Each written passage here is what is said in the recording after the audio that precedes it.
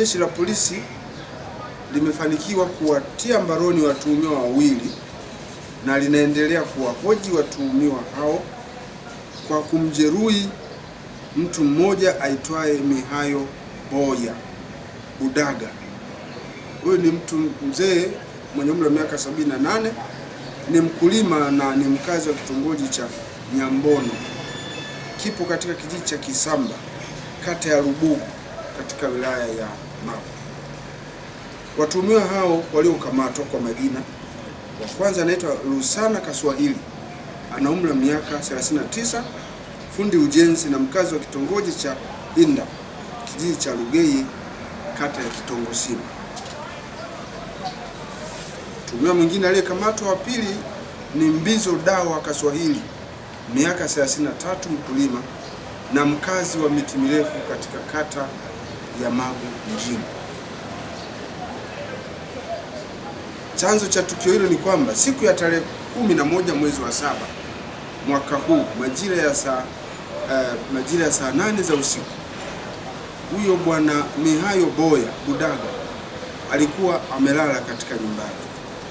Ghafla watuhumiwa hao wawili waliweza kuvamia makazi yake kwa kuvunja mlango wa kuingilia ndani, na walipoingia walielekea moja kwa moja hadi kwenye chumba chake alipokuwa amelala yule ndugu aliyejeruhiwa.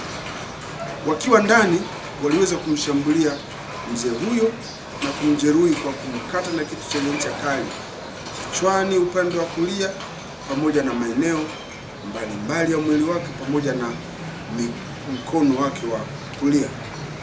Hali hiyo ilimsababishia majeruhi huyo kuvuja damu nyingi na hali yake ya kiafya kuwa mbaya. Hata hivyo, taarifa za kujeruhiwa kwa mwananchi huyo zilifika katika mamlaka za viongozi wa eneo hilo na hatimaye kwa jeshi la polisi, ambapo askari wa jeshi la polisi waliweza kufika haraka kwenye eneo la tukio na kumchukua majeruhi kwa ajili ya kumpeleka hospitali kwa ajili ya matibabu.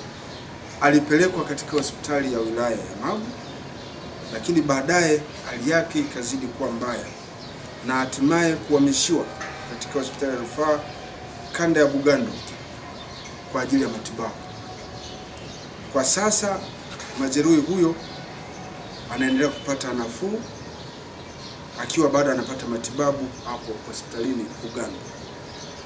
Uchunguzi unaonesha kuwa chanzo cha tukio hilo ni imani potofu za kishirikina, ambapo watuhumiwa waliokamatwa waliamua kufanya tukio hilo la kumjeruhi, lakini lengo lao kubwa lilikuwa ni kutaka kumuua, wakilipiza kisasi kwa msingi kwamba amekuwa akiwaroga baadhi ya ndugu zake ambao wengine walipoteza maisha.